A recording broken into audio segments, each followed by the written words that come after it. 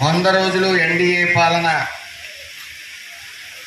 ఏం చేసిందనేది మీ అందరికీ తెలుసు. మరొకసారి వివరించడానికి మీ ముందుకు వచ్చాం. చంద్రబాబు నాయుడు గారు ఎన్డీఏ కూటమి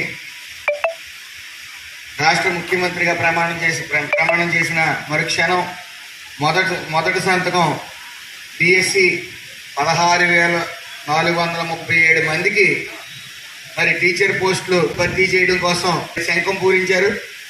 అలాగే రెండవది పెన్షన్లు. ఆయన మాట ఇచ్చిన విధంగా గతంలో వైఎస్ఆర్ ప్రభుత్వం 1000 పెంచుతుందని చెప్పి 250 పెంచుకుంటూ వచ్చింది.